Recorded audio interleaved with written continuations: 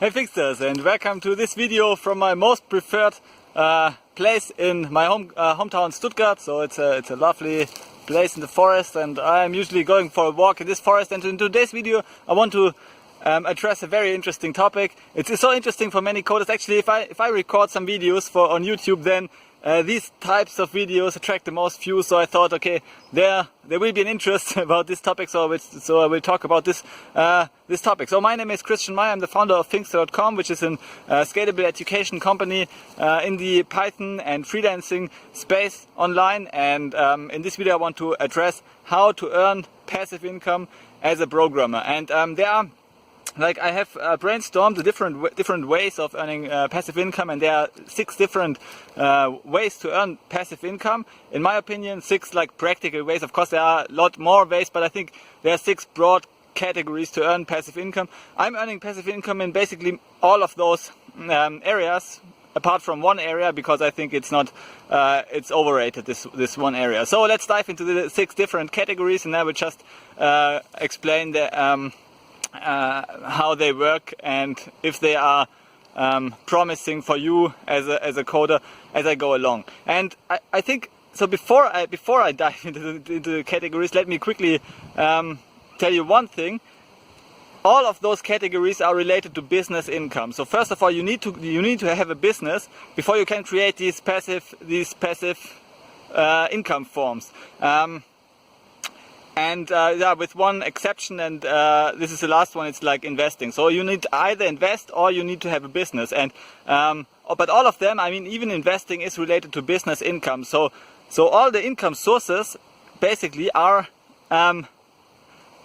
generated by some types of assets. So you need to either create the asset yourself, or you need to invest into an existing asset that generates cash flow for you.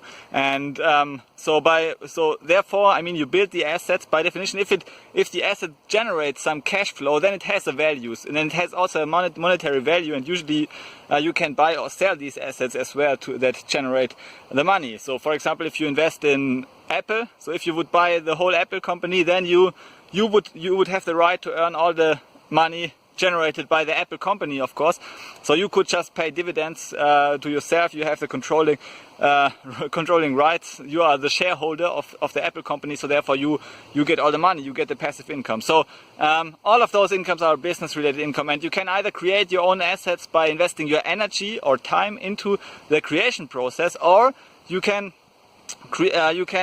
invest your money. If you have already money, you can invest your money to create passive income. If you don't have money, you need to invest time or energy to create passive income. But these are the only ways. There's no shortcut. You need to do either the one or the other. If you don't have money, then you have no choice. You just need to invest the energy to create these passive income sources.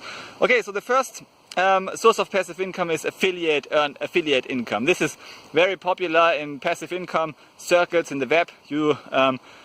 Basically you earn a commission on each referred sale. So for example, if you have a website and you add some Amazon affiliate links and some people click on those links, then Amazon will count the clicks towards your account. And if those people buy something on Amazon, then you will get a commission like 4% or so of the sales price, which is not too much. And you need a lot of traffic before this can be really profitable. Actually, I don't, on the Fixer blog, I don't earn affiliate income because I'm not. I want to. For me, it's about trust. I want that my community trust my recommendation. I'm an educator, so a Python teacher. So it's all about trust. I don't want to sell stuff that I actually don't that I haven't created myself, basically. Or I mean, of course, I would maybe recommend some products if I think those products are awesome, like awesome books from my fellow Python book authors. But then I do not want to have a commission for my recommendation. I just want to recommend the product if I think that it will really help the community. So therefore, I don't generate affiliate income myself, but some people do. And if you have a lot of traffic, it's really passive, because if you have a website that generates traffic and there are people clicking on these links every day, then you will get some small commissions every day after day after day. You don't have to do anything about it. It's completely passive, so of course it's a nice source of passive income. So affiliate earnings is the first one.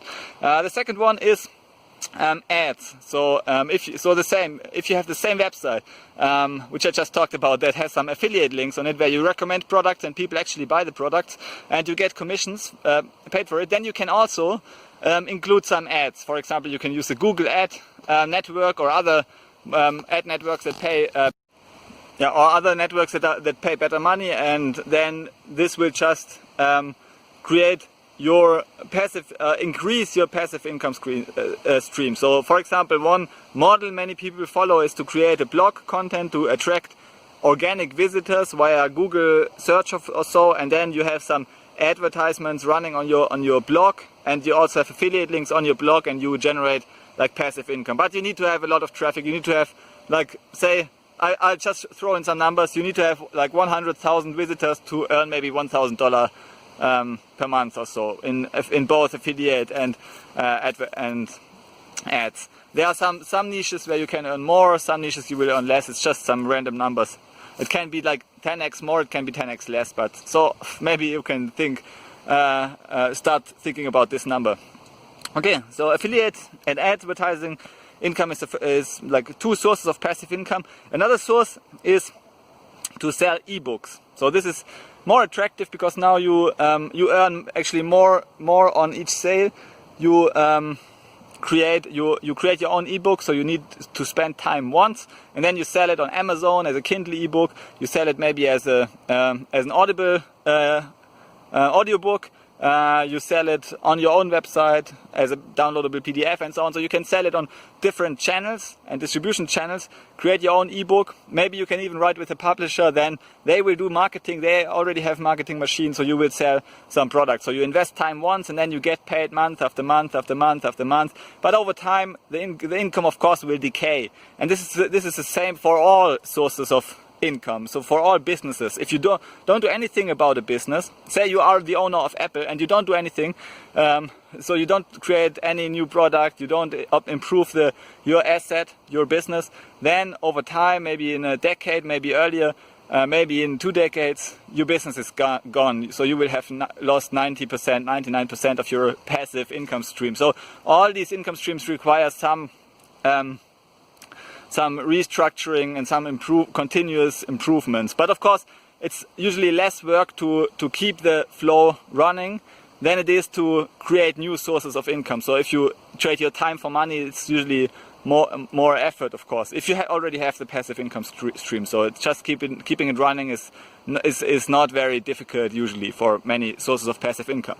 Okay, so writing a book is one other way, which it was the third way.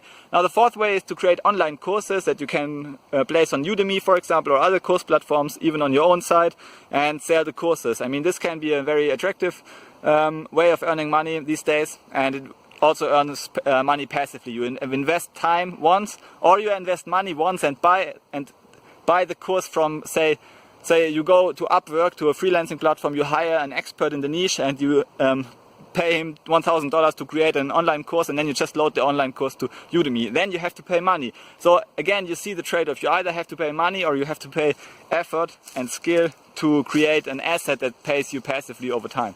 So this was the fourth way, to create online courses. The fifth way is to create a software as a service company. Like it can be like Netflix, for example. You have a subscription system. Some people pay $9 per month watching Netflix, for example, and this is kind of a recurring income. It's different to, say, selling individual courses or books, because this is a one-time sale. If you have a software as a service business, if you can create a service as a programmer, for example. If you're watching this, you are likely a programmer, or you want to become one. So if you are a programmer, then you can, of course, create your own software. And instead of selling the software once, you can sell the software repeatedly as a service. So you can like charge $4 per month, maybe even on a yearly basis. You can solve some problems for people, automate the process with software, and then you have to do a little bit of work every month to keep the doors open, to keep the software running, but most of the overhead should be already done. Of course, there's a lot of initial work, so creating a software as a service company is usually very, very hard. But the benefits can be huge. I mean, you can really create massive passive income streams just creating a software as a service company. And another example would be, say, a subscription-based app on the Android App Store or so. Yeah, so there are different ways of doing it. You can also create your own marketing service or anything. I mean, you can really be in any space where software is needed. You can create a subscriptions, an automatic software subscription service that keeps the doors open day after day after day, and you earn money just by the passage of time. And your software, of course, the software is doing the heavy lifting for you. The software is doing the work. You are just doing the marketing, so to say. So software as a service is very exciting, but it's also very, very hard to push through and to really make the software, to polish the software, and to create the correct type of software that actually also sells on the marketplace. So again, you are creating a business in the end. You are investing your energy and your time to create a business that now earns passive income for you. Okay, so now now we have maybe addressed the different ways of trading your energy, trading your time to earn some passive income. But you can also, of course, buy stocks of dividend-paying companies. Then the dividends will be your passive income streams. And of course, you should always allocate a small portion of your money to invest. And these investments will then pay you dividends as long as you live, because this is like the ultimate source of passive income. Investments will always. So there are some possibilities. Like, I'm not an investment advisor, but it's just what I'm doing and what I know that it makes sense. But you should, of course, consult with professionals to learn about these ways. But you can buy index funds, which is usually it's mathematically proven.